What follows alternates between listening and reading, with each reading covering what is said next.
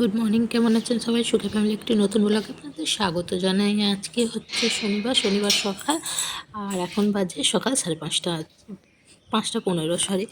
আজকে সকাল থেকে আমি ভিডিওটা স্টার্ট করেছি, ঘুম থেকে উঠেই ব্লগটা স্টার্ট করলাম। আজকে আমাদের ঠাকুর সভা, সেই জন্যই আছে স্পেশাল দিন হিসেবে আমি ব্লগটা করলাম। ঠাকুরের ভোগ করবো, ঠাকুরের পুজো অমিতোষী করবে, সবটাই আপনাদের সঙ্গে শেয়ার করব। তার জন্য শেয়ার করছি। সকালবেলা ঘুম থেকে উঠে কলা গাছটা দেখছি। কলা গাছটা কেন দেখছি দেখায়, ওই একটা কলা মোচাও ধরেছে, কলাও ধরেছে। অমিতোষের হাতে লাগানো কলা গাছ দেখতে পাচ্ছেন নিশ্চয়ই, যে ওই যে কলা গাছটা, দেখুন একটা এক কাঁদি কলা ধরেছে। জানি না এখনও কি কাঁচা কলা না পাকা কলা, আমি তাও জানি না, আমার আইডিয়াও নেই। আপনারা যদি জেনে থাকেন, বুঝে থাকেন, তাহলে কমেন্ট করে নিশ্চয়ই জানাবেন। পুরো রাস্তাঘাট ফাঁকা, এখনও কেউ ঘুম থেকে ওঠেনি। আমি উঠেছি, আজকে আমার কাজের দিদি এখনও আসেনি। এই উঠেই একটু ভিডিওটা করছি, তারপরে চান করে ঠাকুরের ভোগ করব, আর পুরোটাই আপনাদের সঙ্গে শেয়ার করব। আজকে সারাদিনের ব্লগটাই আপনাদের সঙ্গে শেয়ার করব। ব্লগটা শনিবারের, আজকে সোমবার এডিটিং করছি, কারণ আমার দুদিন শরীরটা ঠিক ছিল না, তাই ভিডিওটাও ছাড়া হয়নি। তাই জন্য আজকেই এখন থেকে এটা করছি, দেখতে থাকুন।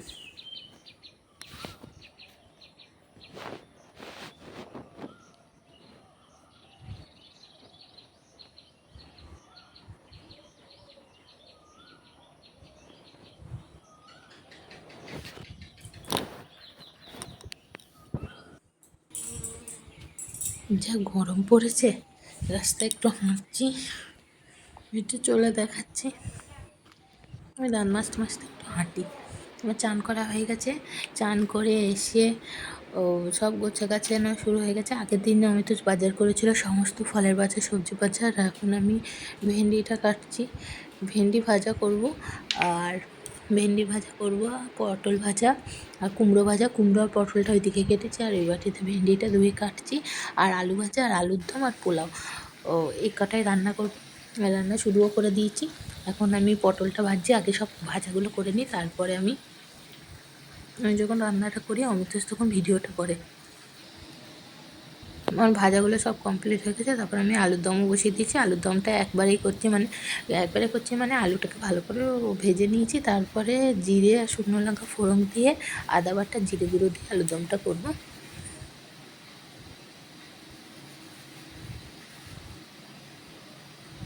আপনাদের ঘরে আমার ব্লগ দেখেন এমন কার কার বাড়িতে নেই যে মানে রাধা বিনোদ ঠাকুর আছে আর রোজকার যার সেবা হয়? আমাদের রোজকার সেবা হয়, বছরে 22টা দিন আমাদের পালি হয়। আমাদের মানে আমার শ্বশুরমশাইয়ের পালি হয় 22টা দিন। তার মধ্যে এই জ্যৈষ্ঠ মাসে 1 দিন, আষাঢ় মাসে 4 দিন, নানা মাসে আছে। আমি আষাঢ় মাসে তো আমার মেয়ের জন্ম মাস হিসেবে সেদিনকেই ঠাকুরকে ভোগ দিই।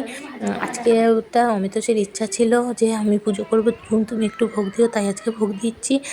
এই বিশেষ দিনগুলোতে ভোগ দিই, তাই জন্য আজকে ভোগ দিচ্ছি। করেছি পোলাওটা রেডি হয়ে গেছে, সব ভাজাগুলো কমপ্লিট হয়ে গেছে আলুর দম, সেটা একবার দেখিয়ে দিলাম।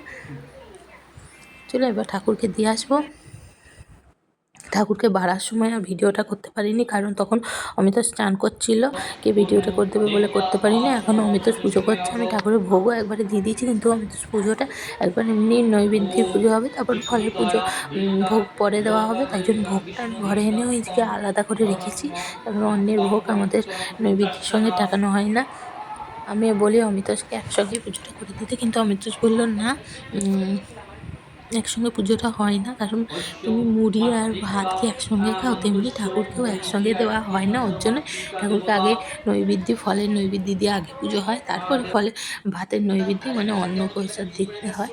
আমাদের অনেক কটা নারায়ণশিলা আছে, তাই জন্য আগে আমি তো নারায়ণশিলাগুলোকে পুজো করে নিচ্ছে, মানে স্নান করিয়ে নিচ্ছে, তারপরে পুজো করা হবে। তুলসী ফুলটাও অমিতোষ কিনে এনেছিল, আমি তুলসী পাতা তুলে দিয়েছি, যে এই পুজো সম্পর্কে আমাদের রোজকার পুজো, রোজকারই ঠাকুর, রোজকার নানা রকম ভোগ দেওয়া হয়। আজকে আমার শাশুড়ি মশাই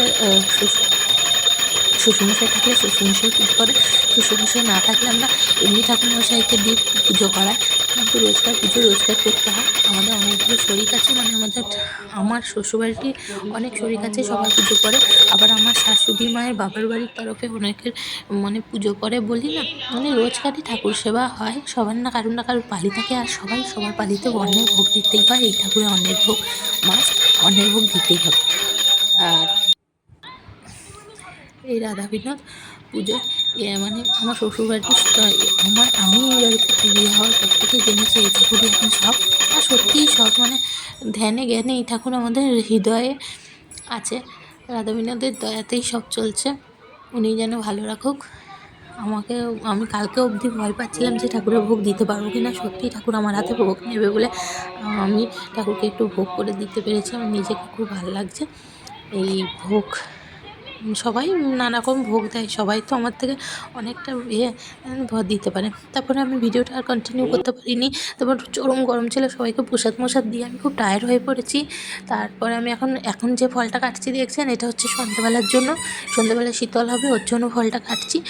আমার সন্ধ্যাবেলায় শীতলে এইসবই হয়, ফলের নৈবেদ্য হয় একটা, আর তার জন্যই পুজো দেওয়া হয়। চলুন সন্ধ্যেবেলায় পুজোটা দেখাই।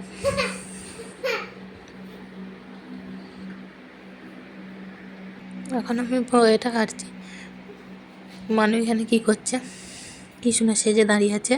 ও তো সারাদিন আমার কৃষ্ণ।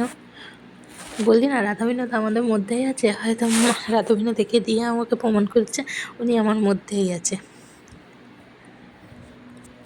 নৈবেদ্যটা করে নিয়ে এবার আমি ঠাকুর ঘরে যাবো। মানু এইভাবে দাঁড়িয়েছিল, মানু এবার যাবে, লজ্জা পেয়ে গেছে, ও যাবে। চলে এসছে মন্দিরে। অমিত সাধন ঠাকুর করছে, চরম গরম, মানে মন্দিরে ঘেমে যাচ্ছে। আর আমি পঞ্চপ্রদীপটা সাজিয়ে নিয়েছি, জ্বালিয়ে দেবো, আরতি করার সময় জ্বালিয়ে দেবো। আর মানে এই হয়, ঠাকুর মন্দিরটা দেখিয়ে নিলাম। আপনাদেরকে তো অন্যান্য দিন আমি ঠাকুর সেবা দেখাই, কিন্তু আমাদের সেবার হয়তো আরতিটা দেখাই না। আজকে আরতিটাও দেখাতে পারিনি, কারণ তখন আমি ঘন্টা বাজাচ্ছিলাম আর অমিতেশ আরতি করছিল। ঠিক আছে, আমাদের বাড়ির পুজো কেমন লাগলো জানাবেন। ভালো লাগলে লাইক কমেন্ট শেয়ার করবেন, সাবস্ক্রাইব করবেন, আর ভিডিওটিকে একটু দেরি নিয়ে ক্ষমা করে দেবেন। ভালো থাকবেন, সুস্থ থাকবেন, সাবধানে থাকবেন।